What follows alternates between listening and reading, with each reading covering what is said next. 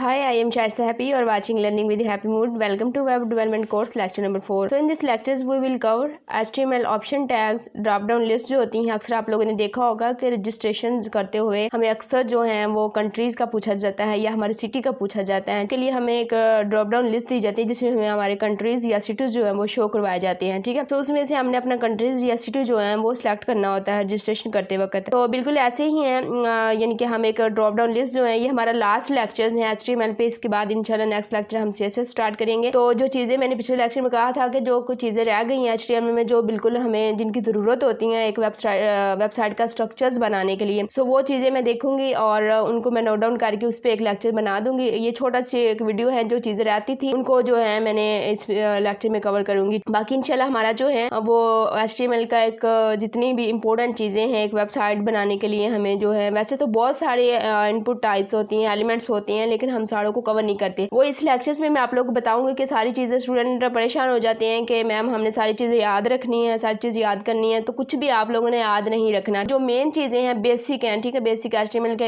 एक वेबसाइट का ढांचा, एक वेबसाइट का स्ट्रक्चर तैयार करने के लिए जो हमें चीज़ों की बेसिक ज़रूरत होती है वो सारी चीज़ें मैंने आप लोगों को कवर करवा दी हैं 4 वीडियोज़ के अंदर। एक पूरी वो HTML है जिसके थ्रू आप जो है ये सारी चीज़ें यूज़ करके एक आप अपनी वेबसाइट का स्ट्रक्चर जो है वो रेडी कर सकते हैं। ठीक है, तो उसके बाद जो है मैंने इस लेक्चर्स में लास्ट पे कुछ बताऊंगी आप लोगों को वेबसाइट की, आप वहाँ से भी जो जिस चीज़ की आपको ज़रूरत पड़े आप वहाँ से ले सकते हैं। कोई चीज़ आप लोग को याद रखने की या जो है वो इसके नहीं है कि रट्टा लगाएं इसमें, और कोडिंग वैसे भी याद करने से रट्टा लगाने से नहीं आती, ठीक है, प्रैक्टिस करने से ही आती है। जब आप प्रैक्टिस करेंगे तो ऑटोमेटिक आपके माइंड में चीज़ें बैठ जाएंगी। तो आप लोग इसकी ज़्यादा से ज़्यादा प्रैक्टिस करें और चीज़ों को माइंड में बिठाएं, ना कि रट्टा लगाएं, याद करना कुछ भी नहीं करना। चीज़ें बनी बनाई है, जस्ट आप लोगों को उसको यूज़ करना आना चाहिए। उसके बाद एक जो इम्पोर्टेंट चीज़ थी वो एक moving into the file location. ठीक, हमारी फाइल्स कहाँ पे पड़ी हुई हैं, डेस्कटॉप पे पड़ी हैं या हमारे जो हमारा एक हमारी वेबसाइट का जहाँ पे कोडिंग है वहाँ पे फाइल्स पड़ी हैं, तो हमने फाइल्स को लिंक करवाना है, तो उनकी लोकेशन के हिसाब से उनको किस तरह से लिंक करवाना है। ठीक है, सो ये चीज़ एक रह गई थी कि अगर मूविंग इनटू द फोल्डर्स, ठीक है, अगर उसी फोल्डर में जहाँ कोडिंग है वहीं पे हमारी फाइल पड़ी है तो फिर हम किस तरह से उसको लिंक करवाएंगे अगर उसी फोल्डर के अंदर हमारी फाइल फोल्डर के अंदर पड़ी हुई है। ठीक है, वो अभी सारी मैं आप लोग को करके दिखाऊंगी प्रैक्टिकल, फिर आपको समझ आएंगे, ऐसे आप लोग को कंफ्यूज हो जाएंगे।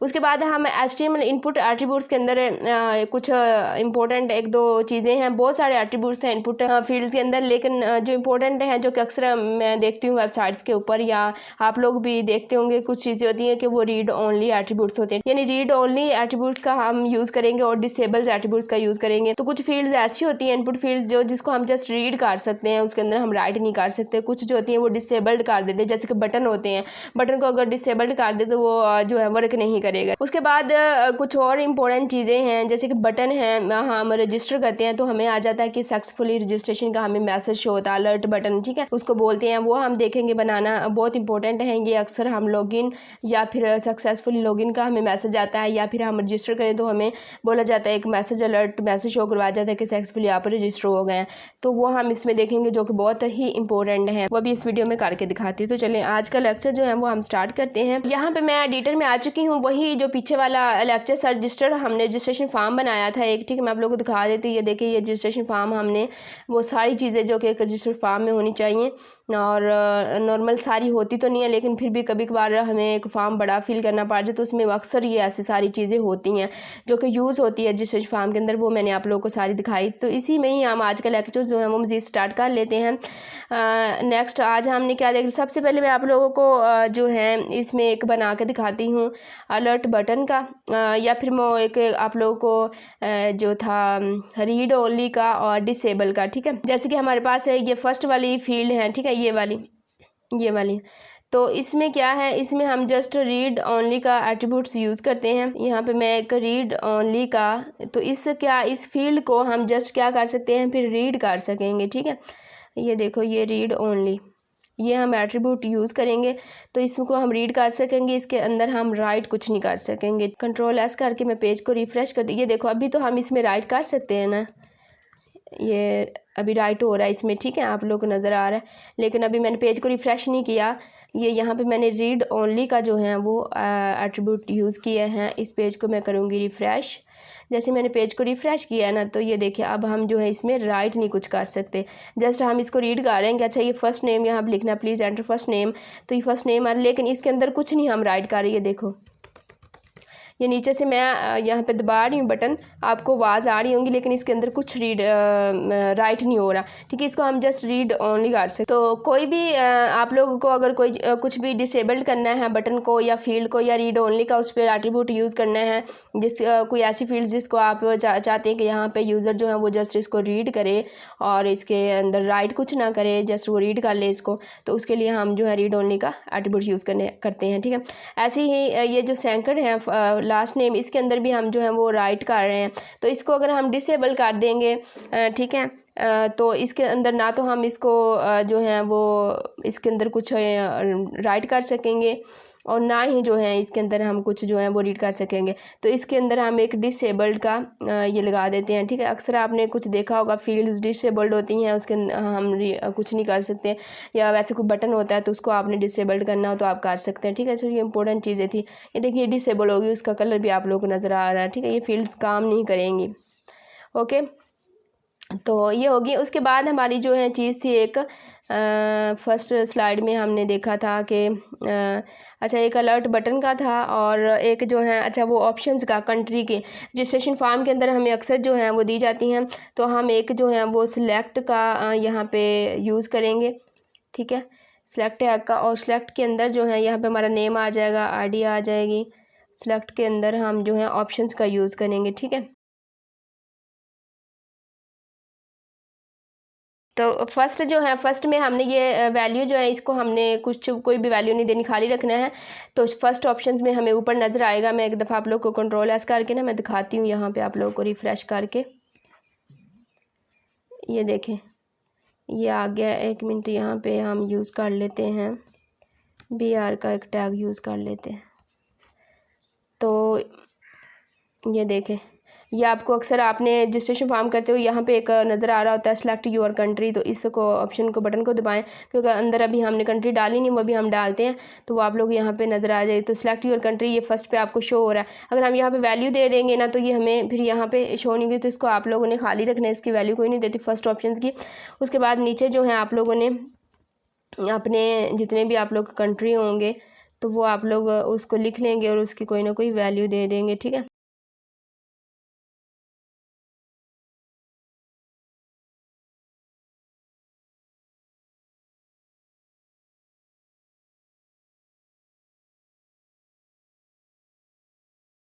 कंट्रोल एस करते हैं तो उसके बाद जो है पेज को रिफ़्रेश करके मैं आप लोगों को ये दिखाती हूँ लिस्ट, ठीक है। ये देखिए अब हम इस पे करेंगे तो ये सारे हमारे नाम आ जाएंगे। यहाँ पाकिस्तान से हम तो यहाँ पाकिस्तान सेलेक्ट कर लेंगे, आप जहाँ से हैं तो वो सिलेक्ट कर लेंगे, ठीक है। इस तरह से ये ड्रॉप डाउन एक लिस्ट जो है वो बनाई जाती हैं, सिटीज़ का नेम या कंट्री नेम जो भी जिसके के लिए पर्पज़ के लिए आप यूज़ करनी होगी, जो भी ड्रॉप डाउन लिस्ट बनानी होगी उसके लिए, ठीक है। सो ये था हमारा। और उसके बाद हमारा जो है वो आ जाएगा एक बटन हम यूज़ करेंगे, ठीक है। आई होप कि यही चीज़ें थी जो कि मैं करवा रही हूँ। हाँ ये ड्रॉप डाउन लिस्ट हो गई है यहाँ पे, और ये फाइल्स का भी मैं आप लोगों को बताती हूँ। उसके अलावा रीड और डिसेबल एट्रीब्यूट भी हमारे हो गए हैं, और अभी हम ये बटन का करते हैं, ठीक है, जो कि बहुत ही इम्पोर्टेंट है। तो यहाँ पे मैं एक बटन नाम का जो है वो यूज़ कर लेती हूँ, उसकी टाइप भी हमने बटन ही रखनी है, ठीक है। ये ठीक है बटन, और बटन टाइप भी उसकी बटन आ जाएगी। और यहाँ पे इसके अंदर जो है यहाँ पे हम एक रजिस्ट्रेशन का लिख लेते हैं। तो यहाँ पे हम रजिस्ट्रेशन लिखेंगे, और यहाँ पे हम क्या करेंगे ये बटन के जो यहाँ पे बटन का ओपनिंग टैग है इसी के अंदर ही हम क्या लिखेंगे, ऑन क्लिक करेंगे, ठीक है। On CLIC on click. On click करने से यहाँ पे हमने क्या करना, अलर्ट मैसेज एक शो करवाना है। ये आ गया, ठीक है। अलर्ट के आगे जो भी आप मैसेज शो करवाना चाहते हैं, ठीक है, सक्सेसफुली रजिस्टर्स का या जो भी हैं, तो वो हम जो है इसके अंदर लिख लेंगे, यूज़र सक्सेसफुली रजिस्टर या जो भी हैं।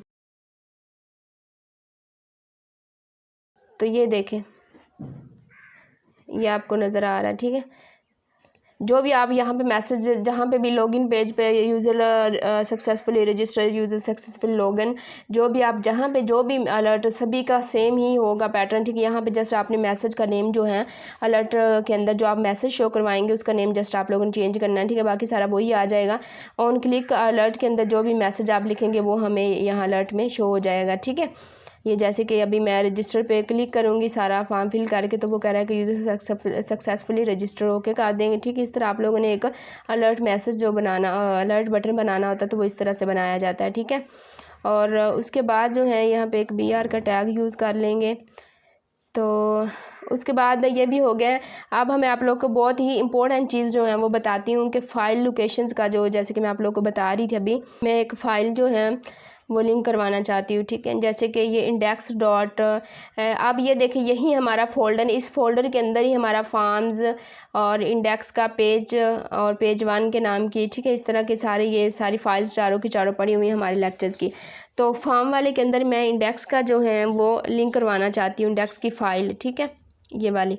अभी जैसे कि ये ओपन ही पड़ा हुआ है, ठीक है। आप अपनी जो आप लोग की आप अपनी वेबसाइट बनाते हैं या अपना प्रोजेक्ट्स बनाते हैं तो उसमें फ़ाइल्स अगर इसी तरह से फ़ाइल्स पड़ी हुई हैं एक दूसरे पे आपने लिंक करवानी है तो वो तो इजीली जस्ट उसका नेम लिखेंगे फ़ाइल का, तो वो आप लोग जो है उसको लिंक करवा लेंगे, ठीक है। अभी मैं आप लोग को करके दिखाती हूँ कि करनी कैसे है। जैसे कि ये फॉर्म है, फॉर्म के अंदर मैं इंडेक्स वाली फ़ाइल को लिंक करवाना चाहती हूँ, ठीक है।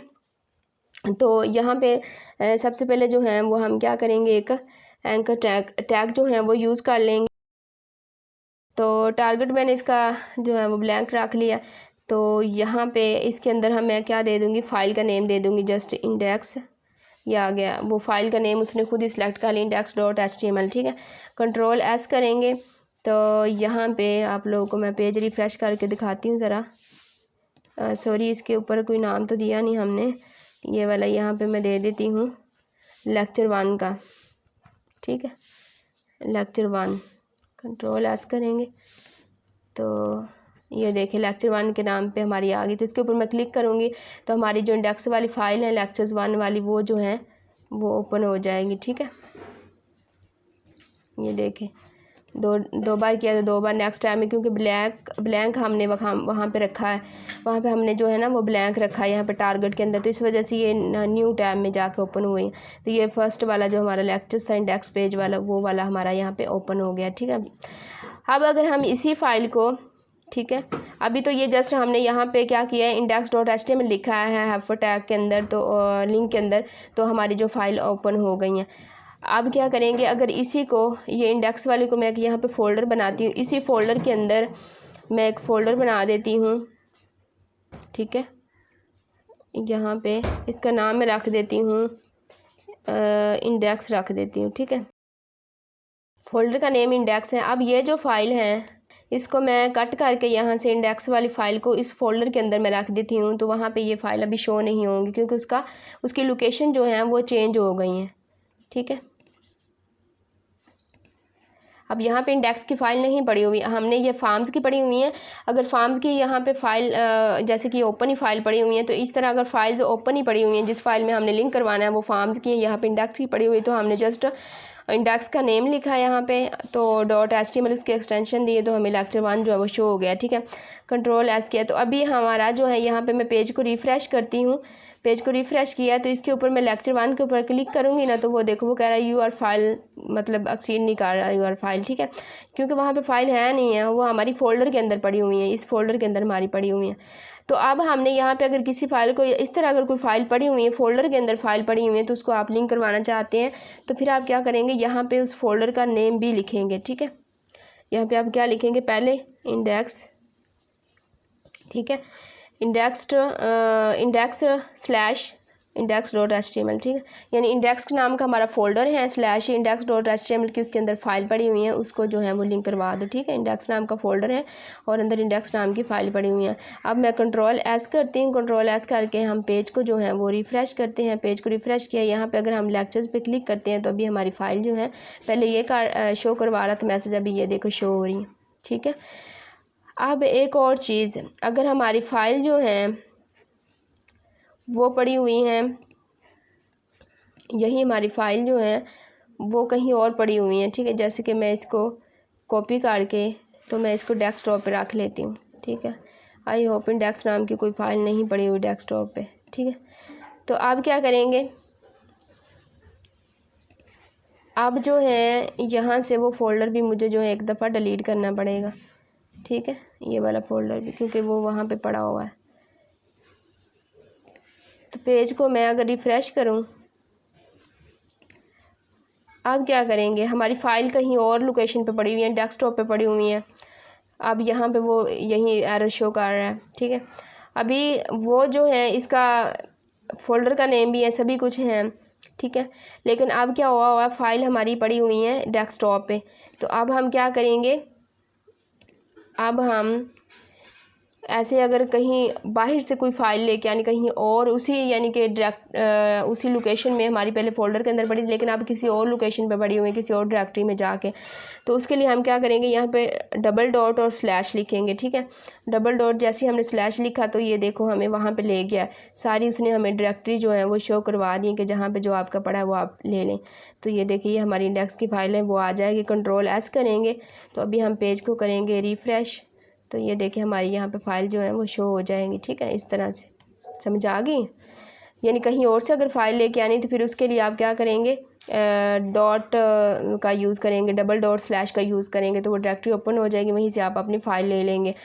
लेकिन अभी ये फ़ाइल पड़ी थी ओपन, यहाँ पे डेस्कटॉप पे मैंने रखी है तो वैसे ही पड़ी। अगर ये फ़ोल्डर के अंदर पड़ी होती है तो फिर क्या होगा, ठीक है। अगर मैं यहाँ पर एक फ़ोल्डर बनाती हूँ तो फिर क्या करेंगे, यहाँ पे मैं इंडेक्स के नाम का ही फ़ोल्डर बना देती हूँ, ठीक है। तो ये फ़ाइल जो है इंडेक्स की मैं इसके अंदर कट करके रख लेती हूँ, ठीक। अब ये तो इंडेक्स के अंदर फ़ोल्डर के अंदर चली गई है फ़ाइल, तो क्या अभी भी ये वही वर्क करेगी जो कि पहले इसने किया था। पेज को मैं रिफ़्रेश करके चेक करवाती हूँ आप लोगों को, ठीक है। सो इसने वर्क नहीं किया क्योंकि वहाँ पे फ़ाइल फ़ोल्डर के अंदर पड़ी हुई है। अब आप क्या करेंगे, इस तरह अगर कोई फ़ाइल किसी और डायरेक्टरी में फ़ोल्डर के अंदर पड़ी हुई है तो फिर आप क्या करेंगे, यहाँ पे डबल डॉट स्लैश यूज़ करके उस फ़ोल्डर का नेम लिखेंगे, ये हमें डायरेक्टरी पे ले जाएगा। फ़ोल्डर का नेम और फाइल का नेम लिखेंगे तो कंट्रोल एस करेंगे तो ये हमारा क्या हो जाएगा, ये शो कर देगी, ठीक है। यहाँ पे हमारी फ़ाइल अब अपलोड होगी, ठीक है। आई होप सारी चीज़ें हो गई, हमारी बटन भी हो गए हैं और फाइल का भी हो गया है, ठीक है। ये भी हो गया, ये भी हो गया है और ये भी हो गया है, इसमें से बटन हो गया। अच्छा बाकी ये जो चीज़ें थी, ये हेडर की, नेविगेशन की, मेन सिलेक्शन वो ये, तो ये एक ईएम का है। ईएम जैसे हम टैलिक का यूज़ करते हैं ना वर्ड के अंदर, टैलिक का, वो आई थिंक फर्स्ट लेक्चर्स में मैंने आप लोगों को बोल्ड करना, टैलिक अंडरलाइन करना बताया हुआ। अगर नहीं बताया तो कुछ भी नहीं, यहाँ पे आप लोगों ने जैसे कि हमारा यहाँ पे कोई पैराग्राफ हम यूज़ कर लेते हैं, पैराग्राफ का तो यहाँ पे है नहीं, ठीक है। चलो इसके अंदर ही हम करते हैं, ठीक है। ये जो फर्स्ट का लिखा हुआ है, फर्स्ट नेम को इसको हम करना चाहते हैं, इसके अंदर आप ईएम का टैग यूज़ करेंगे, ठीक है, ईएम। तो इसको हम ये क्लोजिंग टैग को हम कट कर लेते हैं यहाँ से, या आप इसी के अंदर लिख लेते हैं, एक पैराग्राफ लिख लेते हैं, या लिख लेते हैं माय फर्स्ट लेक्चर। आप लोगों को मैंने अंडरस्टैंड करवाना, ठीक है। इसके अंदर हम चेक करते हैं, ये देखो यहाँ पे आ गया ईएम के अंदर। जैसे कि थोड़ा सा आप लोगों ने राइटिंग का चेंज करना हो या फिर थोड़ा सा टैलिक जैसी करनी होती है चीज़ों को, ठीक है, उस तरह ईएम का टैग हम यूज़ करते हैं, ठीक है। तो ये हो गया है और ईएम का आप यूज़ कर लेंगे। अच्छा एक और चीज़ मैंने आपको बतानी थी, जैसे कि हमें कुछ मैथ का हमने कुछ टाइप करना होता है, ठीक है, तो उसके लिए हम जो है वो एंटिटीज़ का यूज़ करते हैं। तो बाकी ये जो सारी चीज़ें हैं ना, जैसे कि ये मैंने स्लाइड्स के ऊपर आप लोगों को हेडर का, नेविगेशन, मेन सेक्शन का और ये सारी चीज़ें जो बताई हुई हैं, ये हम एक जब वेबसाइट बनाएंगे ना उसमें मैं आप लोगों को चीज़ें सारी बताऊंगी। वेबसाइट के हेडर बनाना हो तो हेडर का, नेविगेशन बनाना, नेविगेशन टैग यूज़ करते हैं। ऐसे मेन के अंदर सारी सेक्शन लेते हैं। आर्टिकल के अंदर हमने एक से ज़्यादा जब टैग यूज़ करने, जैसे कि आर्टिकल के अंदर हमने हेडर का टैग यूज़ किया, H1 का, पैराग्राफ का, ठीक है, तो इस तरह हमने आर्टिकल का यूज़ कर लेते हैं। फुटर बनाना हो तो फुटर का टैग यूज़ कर लेते हैं।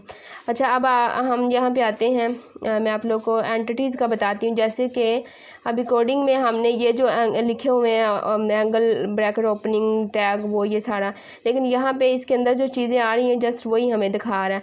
लेकिन अगर कहीं पे हमें कुछ जैसे कि फुटर टैग में लिखा होता है कॉपीराइट का वो टैग एक यूज़ किया होता है, सैम्पल कॉपीराइट लिखा होता है, आगे वो ईयर्स लिखे होते हैं, ठीक है, फुटर के अंदर अक्सर आपने वेबसाइट पे देखा होगा।